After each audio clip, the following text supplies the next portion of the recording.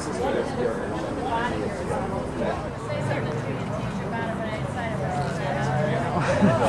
you pay it?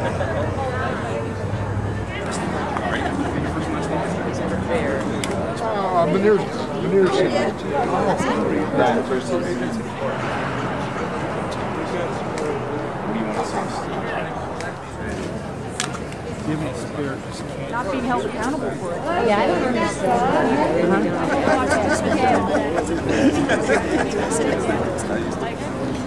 Thank you all for being here this evening. We're here on the 5th anniversary of the invasion of Iraq to honor the fallen, to call upon our leaders to end this war, and to set new priorities for our nation. Close to 4,000 American soldiers have died. Many more have been seriously injured. Hundreds of thousands of Iraqis have been killed or forced out of their homes. People here at home, far from the front lines of Iraq, are suffering from an economic recession as billions each week are squandered on this war.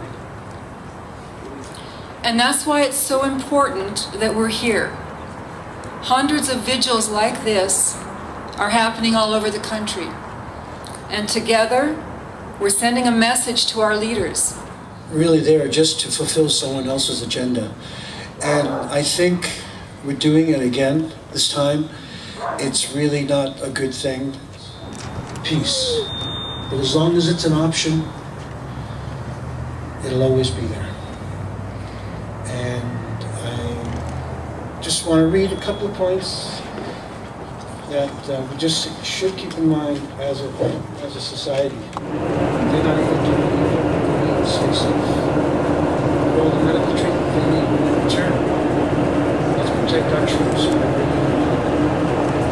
Our economy at home is sinking violently. My personal experience is that after serving as a soldier, I lost my son as a result of being in the Gulf, and in 1991 he died because of my exposure to the toxins on the battlefield, which was a catalyst for me getting into activism.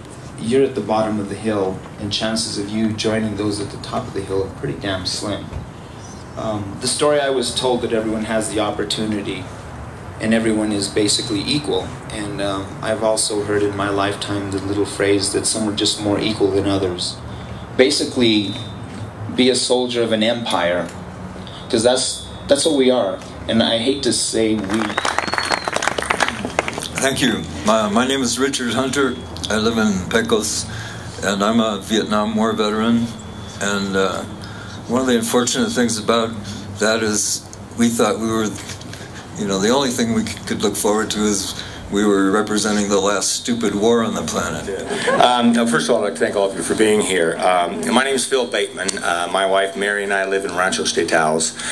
In 1967, I was an infantry platoon leader in the 9th Infantry Division in the Mobile Riverine Force in the Mekong Delta in the Republic of Vietnam.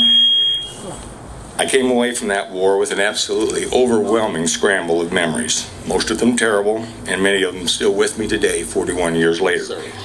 But that loyalty, sacrifice, and bravery by our men and women under arms must never be taken as a blank check for politicians to spend their blood on illegal and immoral wars. We must now work to do two things. Force our leaders to end this war, and force them to honor the nation's commitments to the men and women who have fought. The nation must pledge its support and treasure to help them recover from those wounds suffered in battle, physical as well as mental. Those costs must be factored into the actual cost of this war as much as the cost of a tank, a jet, or a warship. My name is Ed Webb, and first of all, I'd like to take a moment to honor the soldiers that testified in Maryland over last weekend. I'd like to just... But it is great credit to us that with a handful of men, we sustained an orderly retreat for near 100 miles. Twice we marched back to meet the enemy and remained out till dark. The sign of fear was not seen in our camp, and a future race to provide for, whose fathers we shall doubt of. Look on this picture and weep over it. And now we're going to form into groups of 10. Just get around with your nearest neighbors, and you are going to read stories from servicemen and women, families of servicemen and women, about how the war has affected them, this war in Iraq. Get a couple more people.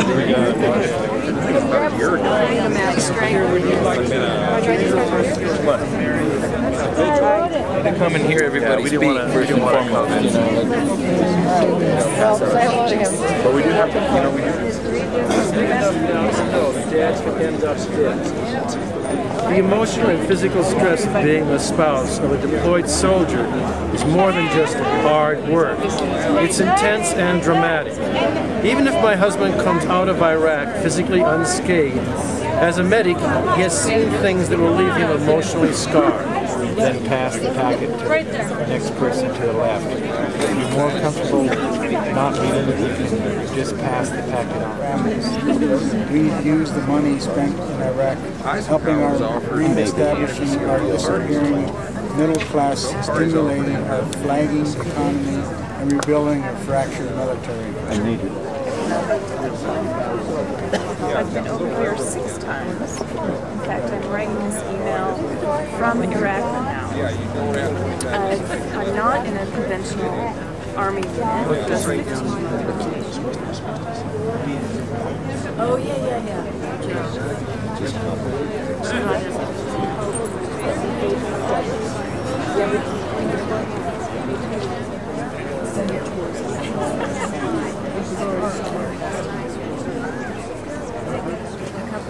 Quietly holding silence at the end.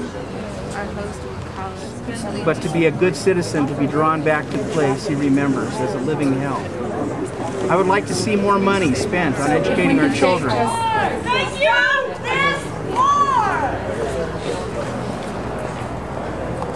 Jail, motion, change.